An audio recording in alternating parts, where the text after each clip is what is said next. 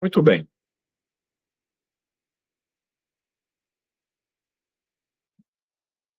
Vamos juntos acompanhar leitura e comentário de Lucas 14. Então, se você quiser, né, tiver um texto bíblico ou um aplicativo, enfim, como você quiser acompanhar, Lucas 14, tá? Eu não vou aqui expor na tela, porque eu vou comentando e quero que a nossa partilha aqui seja um pouco mais dialógica. Então, eu vou lendo e a gente vai comentando Lucas 14. O foco da minha leitura será particularmente a chamada parábola do banquete, né? A parábola do banquete, que está a partir do verso 15, né? Mas eu vou ler o capítulo inteiro, porque o capítulo inteiro nos ajuda a compreender um pouco o contexto aonde está a parábola do banquete. Vou começar pela parábola do banquete e a gente vai comentando aqui as demais coisas presentes no capítulo. Verso 15. Olha o que diz o verso 15. Ouvindo isso, um dos comensais lhe disse. E aí, antes de continuar, ouvindo isso. O que é o isso, né, que os sujeitos que estavam ali com isso estavam ouvindo? Jesus já estava falando de reino. Desde o início do capítulo, que Jesus fala de reino e usa algumas parábolas a respeito de reino. Nós vamos já voltar a elas. Mas o contexto é esse, de uma discussão sobre o reino, e aí Jesus é interpelado por alguém quando está falando sobre isso. E aí eu vou dar uma pausa aqui para perguntar a quem está me ouvindo, como aqui a chuva está caindo mais forte, o áudio está chegando bem para vocês? Tá, né? Por aqui Ó, sim, aqui ok. aí ele diz assim, o comensal lá, feliz aquele que tomar refeição no reino de Deus. Feliz aquele que participar do banquete, né, do reino. Mas ele respondeu, né, Jesus respondeu. Um homem, ou seja, ele vai responder a essa fala com uma parábola. Um homem dava um grande jantar e convidou a muitos. À hora do jantar, enviou seu servo para dizer aos convidados: vinde, já está tudo pronto. Mas todos, unânimes, começaram a se desculpar. O primeiro disse-lhe: comprei um terreno e preciso vê-lo. Peço-te que me des por escusado. Outro disse: comprei 5 juntas de bois e vou experimentá-las. Rogo-te que me des por escusado. E outro disse: casei-me e por essa razão não posso ir. Voltando o servo, relatou tudo ao seu senhor. Indignado, o dono da casa disse ao seu servo: vai depressa pelas praças e ruas da cidade e introduz aqui os pobres, os estropiados, os cegos e os coxos. Disse-lhe o servo: Senhor, o que me mandaste foi feito, e ainda há lugar. O Senhor disse então ao servo: vai pelos caminhos e trilhas e obriga as pessoas a entrarem, para que a minha casa fique repleta. Pois eu vos digo que nenhum daqueles que haviam sido convidados provará o meu jantar. Essa é a parábola que está aqui presente nesse capítulo. Para a gente entender, obrigado, meu amor, para a gente entender essa parábola, é preciso entender o contexto, né? Quem, onde, por que tudo isso está sendo dito. Voltemos aí ao início do capítulo, né? O verso 1 do capítulo 14. Certo sábado, ele, no caso Jesus, entrou na casa de um dos chefes dos fariseus para tomar uma refeição e eles o espiavam. Então vamos começar pelo contexto, né? Sábado. A gente sabe que um dos grandes problemas teológicos e políticos que Jesus causou tem a ver com o sábado. O sábado é uma doutrina, né, judaica que certos grupos religiosos super enfatizavam na época de Jesus. E Jesus sempre teve um comportamento diante dessa doutrina relativa. Então, veja só a grande questão, e até combina, Bruno, com o que eu falei a respeito do caminho do ser. Porque essas pessoas da época de Jesus eram extremamente fundamentalistas em relação a algumas doutrinas e dogmas.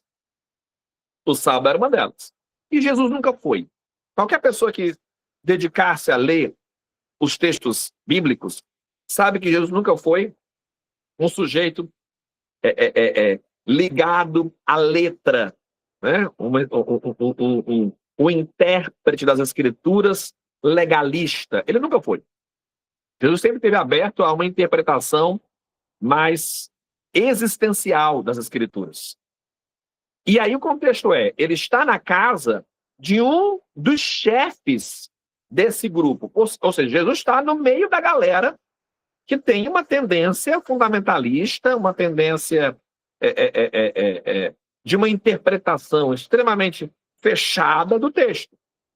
A única coisa que vale o destaque aqui é essa característica de Jesus, né? Porque Jesus andava também no meio dessa galera.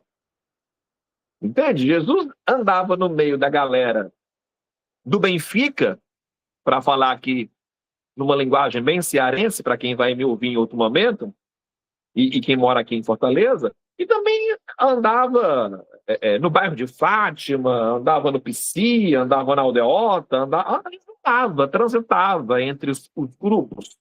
Né? Ele não era só da galera, né? Ele ia no templo e ele ia no bar. Então, quando alguém se espanta com os do caminho do ser, ou com o Ivo aqui, porque ele é capaz de sair de uma reunião, né? Ou com a Cíntia, também, que nos deu esse testemunho hoje aqui, que sai de uma reunião, né, de culto, né, de louvor e tudo mais, e vai para um carnaval, tem nada diferente aí daquele que nós seguimos. Ele transitava entre os ambientes. E, nesse caso, ele está num ambiente extremamente religioso, que, apesar de ter o caráter informal de um jantar, era com pessoas religiosas. E a gente sabe que quando o cabo é religioso, não existe diferenças de ambiente, seja um jantar, seja um culto, seja qualquer coisa. O que vai dominar ali é um certo ar de fanatismo. E isso é tão claro que Jesus estava na casa desse cara para uma refeição e as pessoas estavam numa postura não de leveza. O texto aqui da minha versão, que é a Bíblia de Jerusalém, diz que eles estavam ali espiando. Né? E aí, por estarem ali espiando, olha o que acontece. Verso 2. Eis que um hidrópico estava ali diante dele. Tomando a palavra, Jesus disse aos legalistas e fariseus: é lícito ou não curar no sábado? Veja que Jesus provoca, né? Como um bom homem dialógico, um bom provocador em busca de fazer as pessoas refletirem, ele provoca, ele questiona. E diz assim: é lícito ou não curar no sábado? Eles, porém, ficaram calados. Penso eu que ficaram calados não porque não tinha uma resposta, porque evidentemente eles iriam dizer que não. Não tem negociação. Eles ficaram calados, muito provavelmente, para ver qual era de Jesus. Bora ver o que esse cara aí vai fazer. Né? Tomou, então, né? Jesus tomou o sujeito, então, curou e despediu. Depois perguntou-lhes: qual de vós, se seu filho ou seu boi cai num poço, não o retira imediatamente em dia de sábado? Diante disso, nada lhe puderam replicar. Isso porque claramente o que Jesus inicia nesse capítulo demonstrando? que esse absolutismo, né, esse dogmatismo, essa interpretação do texto extremamente fechada, no fim era hipócrita. Ela só servia quando isso não atingia diretamente a interesses particulares. Ele vai dizer assim, ó, quando a coisa interessar a vocês, vocês dão um jeito de relativizar a lei. Mas se é sobre o outro, aí você não relativiza. Gente, eu estou na caminhada da fé, do ponto de vista da minha consciência, pelo menos há uns 35 anos. A nível de consciência. Pregando já há 30 anos pregando. Convivendo com esse meio no mesmo tempo. Tudo bem que nos últimos 15 eu caminho em outros ambientes. E eu posso garantir a vocês, e vocês sabem disso, né? Qualquer um que tenha bom senso sabe. Até porque você, se olhar no espelho, saberá também que é assim. Você tem uma tendência a defender certos tipos de visões de mundo, de postura, de tudo mais, até o momento que apertar o seu sapato, meu amigo. Até o momento que a coisa for sobre você. Alguém está dizendo assim, mas se for seu filho... não, mas você não pode curar o filho da vizinha, porque hoje é sábado. Porque é o da vizinha, né? Você não pode fazer isso porque hoje... Enfim, isso não é devido para quem? Isso porque é sobre o outro. Então, essa pergunta de Jesus tem tudo a ver com o resto desse capítulo. Porque ele está mostrando que o que rege... Escute o que eu vou dizer agora. O que rege o religioso do seu tempo são os interesses particulares. Se você entendeu a leitura da parábola que eu iniciei fazendo, já percebeu, por exemplo, o motivo da rejeição da festa. O que rege essa galera são os interesses particulares. Tá? Aí olha só. Em seguida, verso 7, contou uma parábola aos convidados. Ou seja, uma pessoa que estava ali, né? Convidado de fariseu é fariseu, né, gente? Então, o capítulo 14 é para religiosos, né? É uma mensagem para os religiosos. Ao notar como eles escolhiam os primeiros lugares. Jesus estava numa festa, estava chegando mais gente na festa, né? E a galera ia chegando e escolhendo os primeiros lugares. Disse-lhes, quando alguém te convidar para uma festa de casamento, não te ponhas no primeiro lugar. Não aconteça que alguém mais digno do que tu tenha sido convidado por ele, e quem convidou a ti e a ele venha te dizer, ceda-lhe o lugar. Deverás então, todo envergonhado, ocupar o último lugar. Pelo contrário, quando fores convidado, ocupa o último lugar, de modo que ao chegar quem te convidou te diga, amigo, vem mais para cima. E isso será para ti uma honra em presença de todos os convidados. Pois todo aquele que se exalta será humilhado, e aquele que se humilha será exaltado. Veja que nessa porção, acompanhando a primeira, o público a quem Jesus se dirige, que foi provocado ali por ele sobre como agem quando os interesses deles estão em jogo, é o mesmo público que busca primeiros lugares. É o mesmo público que busca exaltação, que busca destaque. Esse é o público a que Jesus está se referindo. Em seguida, disse-lhe aquele que o convidara, ao dares um almoço ou jantar, não convide teus amigos, nem teus irmãos, nem teus parentes, nem os vizinhos ricos, para que não te convidem por sua vez e te retribuam do mesmo modo. Veja, agora Jesus se dirige ao dono da festa e diz assim, você fizer uma festa, não convide só os seus. Olha que coisa doida. O que Jesus está querendo ensinar? Quem é, gente, que faz uma festa e vai convidar estranho? Isso não existe, né? Você vai convidar os seus. Mas todo o contexto aqui é Jesus querendo falar de quê? De que esses indivíduos, eles agem por meio de seus próprios interesses. Tá claro isso? Aí olha só, ele diz mais, né? Pelo contrário, quando deres uma festa, chama pobres, estropiados, coxos, cegos. Feliz serás, então, porque eles não têm como te retribuir. Serás, porém, recompensado na ressurreição dos justos. Gente, isso é porque a gente não lê evangelho direito. O que Jesus está dizendo aqui, do ponto de vista dos nossos interesses, vaidades, irmão, não tem nem pé e nem cabeça. Isso é verdade. O que a gente está provocando aqui é um negócio muito sério, que atinge a todos nós. Ele está se aproveitando de uma festa para dar uma grande lição.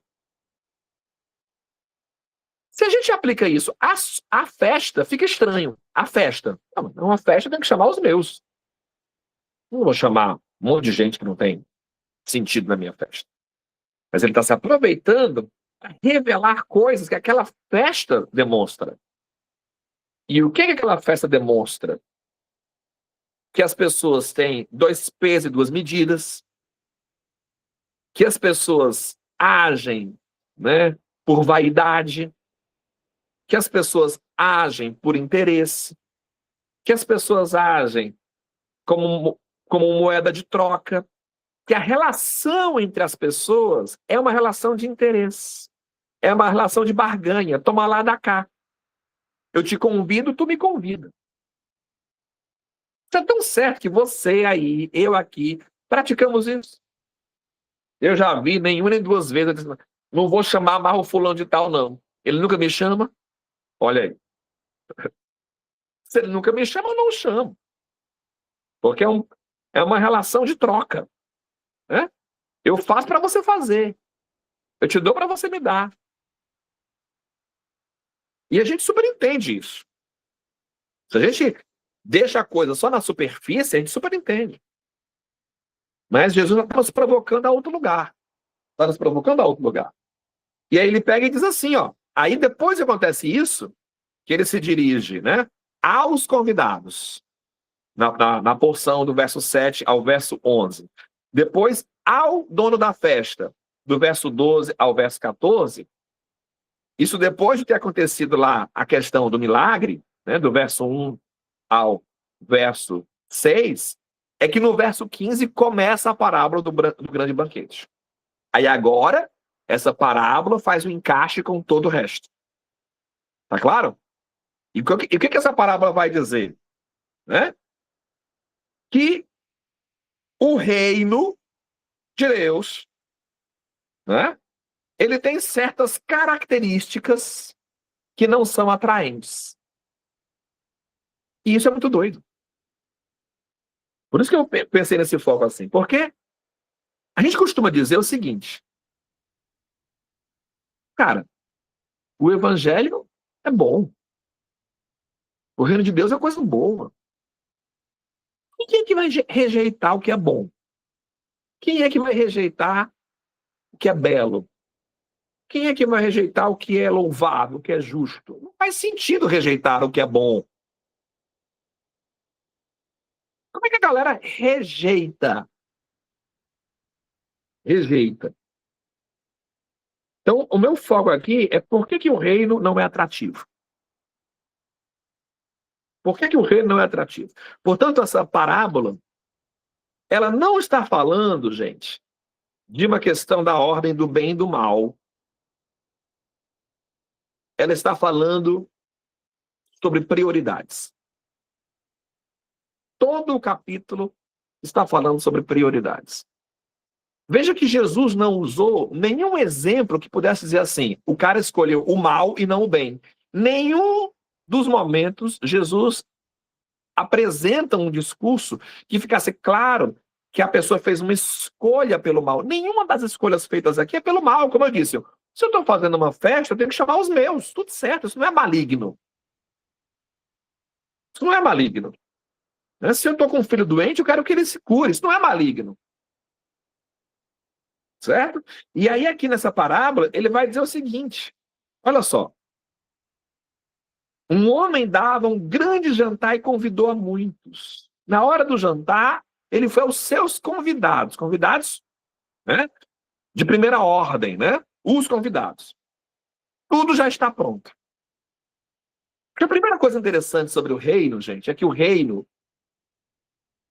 não é algo que o sujeito terá que construir.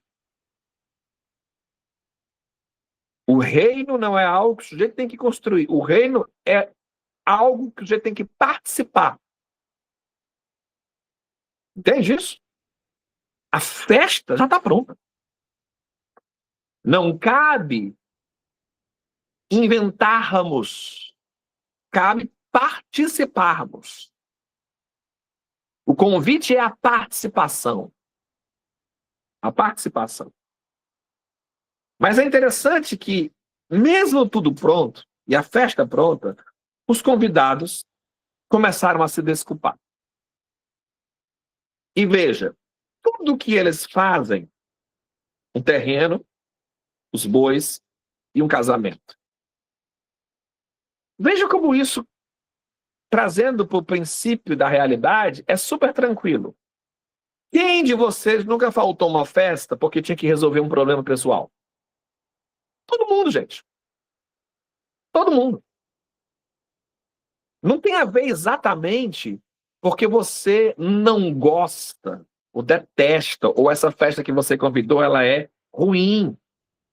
Que você foi convidado, ela é ruim. Não. Tem a ver que entre a festa e aquilo que você tem que resolver, a prioridade é o que você tem que resolver. Ou você nunca vivenciou isso? Vivenciou, você vivenciou, eu vivenciei. Mas veja o que a parábola está querendo nos dizer. As nossas prioridades são quais?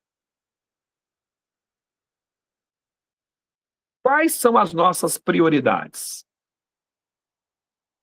Porque na medida que a gente coloca determinadas coisas, né, que diz respeito a nós como prioridade, tudo aquilo que não é suficientemente bom é desnecessário. Entende isso? É desnecessário. Para que eu vou tacar para uma festa se eu já estou bem? Se o que eu tenho aqui agora já tá bacana. Não vou me dispor a isso. Então, o que está acontecendo aqui é uma rejeição, porque aquilo que está sendo oferecido é desnecessário. Eu não preciso disso. Porque a minha prioridade é outra. Não estou rejeitando, não é uma escolha entre o bem e o mal. Quero que vocês fixem bem isso. Não é uma escolha entre o bem e o mal. É uma escolha entre o que é prioritário para o sujeito. O que é prioritário. Certo? E aí cada um deles foi rejeitando. Voltando o servo e relatando ao seu senhor, indignado, o dono da casa disse ao servo: vai depressa pelas praças e ruas da cidade e introduz aqui os pobres, os estropiados, os cegos e os coxos. Aí ele agora mudou o público. E aí, voltando para o primeiro público, os que rejeitaram a festa, e agora trazendo para o significado dessa parábola, por que o reino não é atrativo? O que faz ele não ser prioridade? O que faz ele não ser interessante? O conjunto do capítulo mostra que os indivíduos que foram convidados para essa festa são sujeitos que amam os primeiros lugares. Então, se essas pessoas amam os primeiros lugares, elas amam o mérito. Elas amam o mérito. E o reino não negocia méritos. É uma festa sem destaques. É uma festa onde você não será distinto.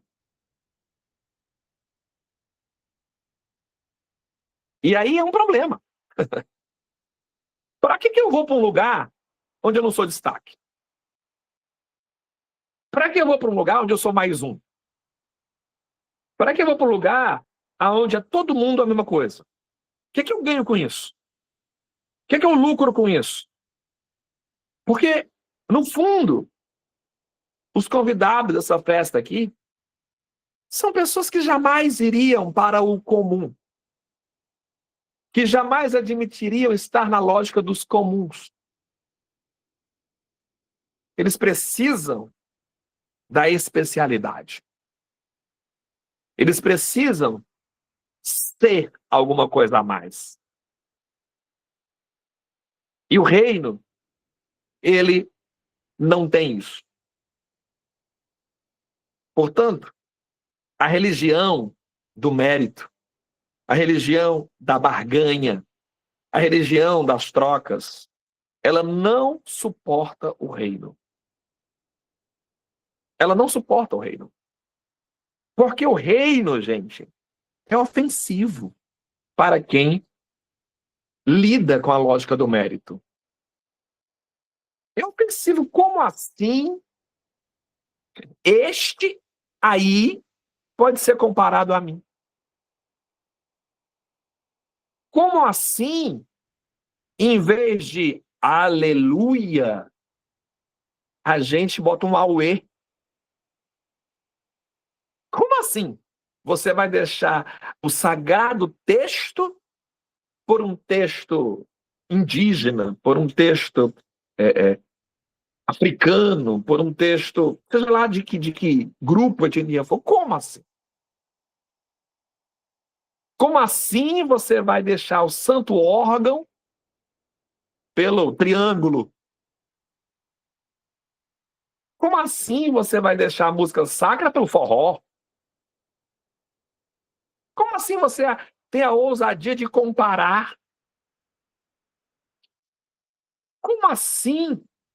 Essa galera aqui, gente, essa galera aqui que rejeitou a festa é a mesma hoje que abre igrejas com espaços VIPs. Já deve ter ouvido falar, já ouviu falar? Área VIP no culto. Porque tem gente especial no culto, né, gente? E gente especial não pode se misturar, né? São artistas, né? São pessoas influentes, são pessoas que todo mundo tem que entender. Todo mundo tem que entender que não tem como, se eu estiver na mesma igreja, sei lá, que está o ministro do Estado, ou um grande artista nacional, é lógico que eu tenho que colocar ele separado, porque senão vai ter tietagem. Então nós temos que separar, porque ele tem uma especialidade, né? Ele tem que ficar num lugar diferente. Veja só, o reino é insuportável. Qual dos artistas iria para uma comunidade onde ele tivesse que pegar a mesma fila? Onde ele tivesse que sentar no banco dos mais uns? Entende isso? Então, isso é muito contemporâneo. Isso é muito contemporâneo. O reino é ofensivo para qualquer um que busque destaque. Porque o reino, ele desorganiza o controle. Desorganiza. Ele retira das pessoas o poder que faz elas segregarem, separarem, distinguirem. Retira. Onde todos são iguais, fica difícil qualquer forma de poder. Eu, no meio de vocês, em qualquer ambiente por aí, ninguém vai saber o destaque, se há destaque, quem é quem, se ele é o líder, se ele não é o líder, porque vocês sabem que nós andamos comuns. Mas quantos e quantos e quantos e quantos líderes de comunidade, líderes de grupo, precisam da especialidade? Seja na roupa, seja na fala, seja no banco, seja onde for. Portanto, o reino, ele não reforça status. E aí quem suporta ter o seu status perdido? Quem suporta não ser notado como especial? Quem suporta ser igual? O reino, ele desmonta hierarquias. E aí quem suporta não não ter o destaque da comparação? Porque a gente não quer mesa da comunhão. A gente quer palco. A gente quer palco. A gente quer luz sobre nós. É por isso que o reino não é atrativo. O reino é atrativo para as pessoas que precisam ser a atração. Entende isso? Por isso que o público muda. Eu chamo agora esse público, né, que não tem o que dar de volta. Chama essa galera que não tem que reforçar como status. Chama os pobres, os tropiados, os cegos, os coxos. E aí o servo vai lá e faz. E olha que frase bonita que aparece no verso 22. Depois que colocou esse pessoal na festa, ele diz assim: e ainda há lugar. E essa frase é interessante. Primeiro, ela é pela beleza de dizer para pobres, estropiados, cegos e coxos. Para gente que não tem status, que não tem título. Para gente comum. Para Zé, para Maria. Ó, gente, tem espaço aqui ainda na ciranda da fé. Tem espaço. Venha você com a sua saia, Maria, com a sua saia vermelha e rode entre nós. Venha Zé, com todo o seu jeito, o seu gingado, lingue entre nós. Venha você, com o seu jeito. Venha você. Aí o Senhor disse então ao servo: vai pelos caminhos e trilhas e obriga as pessoas a entrarem, para que a minha casa seja repleta. Aí esse é um verso complexo, né? E obriga as pessoas a entrarem. Mas como todo bom leitor, sabe que um texto tem que ser interpretado pelo seu contexto. Se durante o capítulo inteiro está se falando de convite, é claro que ele não ia terminar com uma imposição. Não faz o menor sentido achar que agora o convite deixou de ser feito e as pessoas foram empurradas à força para dentro da festa. Não, não é isso. Obrigar aqui é a insistência até quebrar as estruturas de defesa que essas pessoas têm. E por que tem? Porque os primeiros rejeitaram por ordem de prioridade.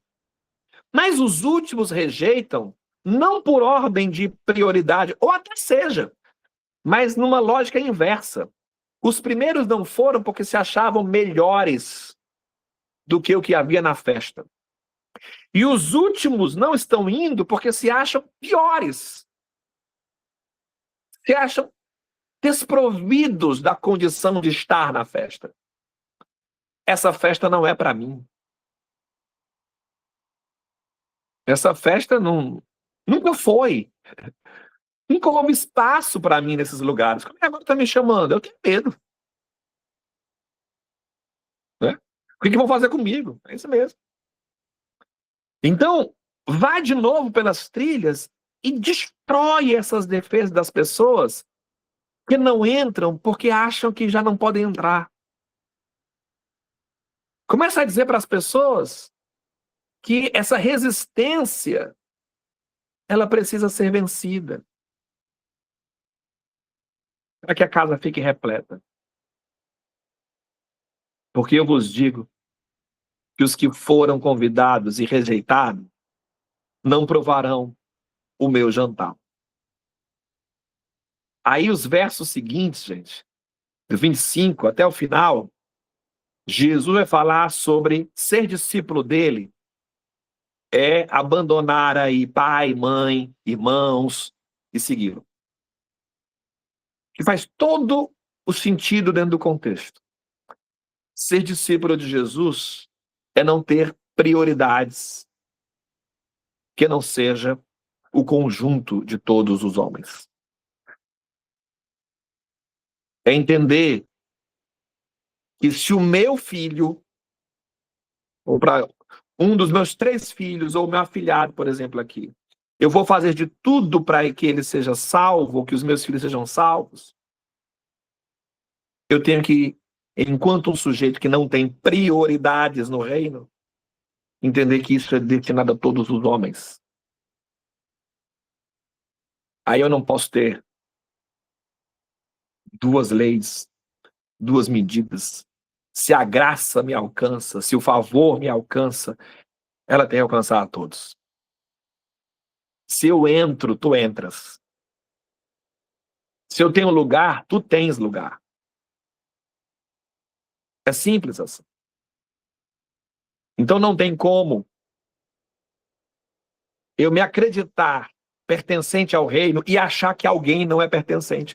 Entende por que eu falei lá no começo, Bruno, que nós somos a comunidade plural? Porque simplesmente não faz o menor sentido eu achar que Deus me ama e não ama a todas as pessoas do universo. Não faz o menor sentido eu achar que a graça me alcança e não alcança todas as pessoas, seja onde for. Não faz sentido eu criar uma religião de especialidades, ritos de especialidades. Não faz sentido.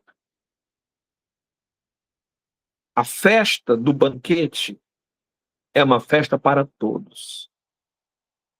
E só fica de fora delas os que não suportam a mesa comum. E não ficam de fora porque foram rejeitados. Ficam de fora porque rejeitam. Porque rejeitam.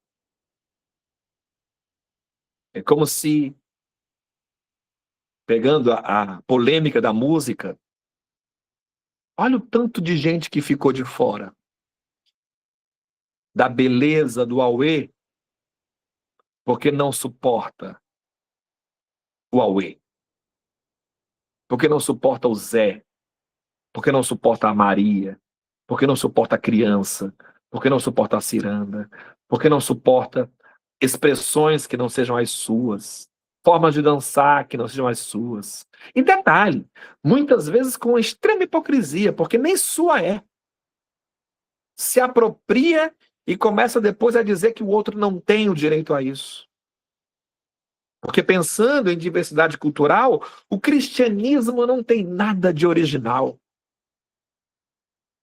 O cristianismo é fruto de uma religião extremamente sincrética, que no decorrer dos séculos foi pegando elementos de tudo que é lugar por onde passava, transformando como se fosse dono daquilo e passando a demonizar quem também tinha aquilo, mas não estava dentro do escopo cristão.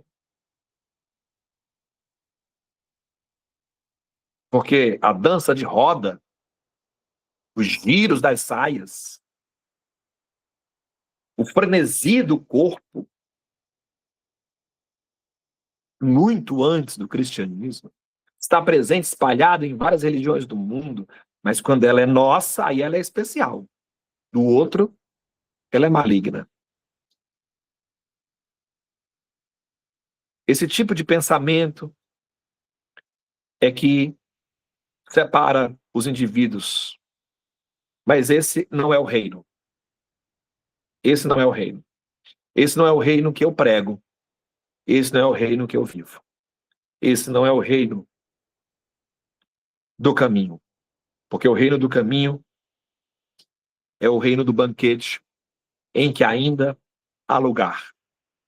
E o meu convite é para você que está aqui, que você se comporte como servo do Senhor. Porque todos vocês que estão aqui agora, junto comigo, estamos na mesa.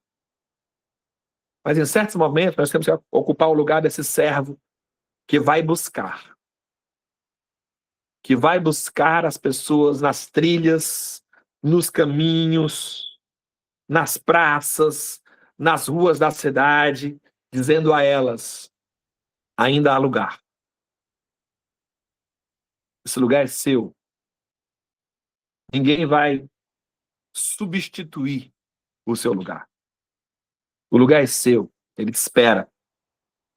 Então vem com seus traumas, vem com seus transtornos, vem com seus conflitos, vem com seu gingado, vem com a sua fé, vem com a sua saia, vem com seus cantos, vem com as suas músicas, vem com suas crenças, vem com as suas descrenças, vem com os teus títulos, vem sem os teus títulos, vem vestido, vem despido, vem feliz, vem triste, só vem, porque há lugar para todos nessa mesa. Eu espero que essa mensagem fique muito clara no coração e na mente de vocês. Amém? Eu vou encerrar aqui a gravação e a gente volta a conversar aqui para encerrar o nosso dia de hoje, tá bom? Vou só encerrar aqui para que as pessoas que vão ver a gente depois tenham acesso a essa mensagem de maneira mais tranquila.